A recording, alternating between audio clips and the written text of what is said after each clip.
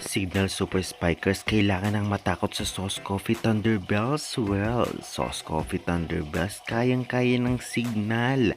At bibigyan natin ng preview, anong oras ang game nila, at syempre, anong team posibleng manalo sa laban na ito ngayong araw, March 5, 2026. Kaya before that, guys, please naman, huwag niyong kalimutan mag-like, comment, and subscribe, and pahit the notification bell for more PBL UAAP volleyball updates dito sa Pilipinas. Maraming salamat sa support. And guys, syempre, avail na kayo ng ating mga product din sa baba. Syempre, sports bag, it's sports shoes, at iba pa. Well, ang laban nila ay magkaganap ka ngayong araw, March 5, 2026. Syempre, ang venue nito ay sa Fairall Center. Well, 4 PM ito. Signal Super Spikers versus Sauce Coffee Thunderbells. Alam naman natin lahat na malakas ang Signal ngayon.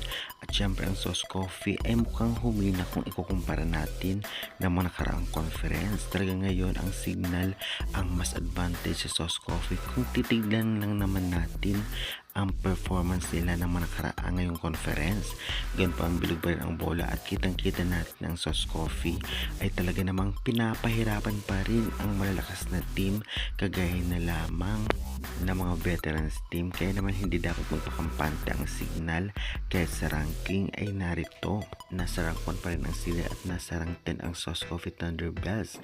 Kahit ganyang kalayo, pinakamataas o pinakamababa ang ranking nila, hindi dapat magpakampante ang Signal sa Sauce Coffee dahil minsan na silang pinahirapan ito.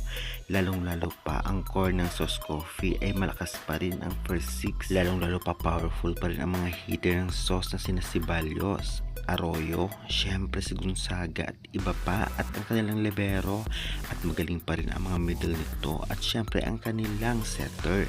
Doon pa man, alam naman natin na ang Signal ay unstoppable, lalo na si Kayuna bilang setter, katindig bilang libero, at very effective din ang mga middle nila kung ikukumpara ngayon sa Sauce Coffee ng mga middle blockers, dahil sa pagkawala nga ni Minor ay talagang humina sila sa blockings ngayon.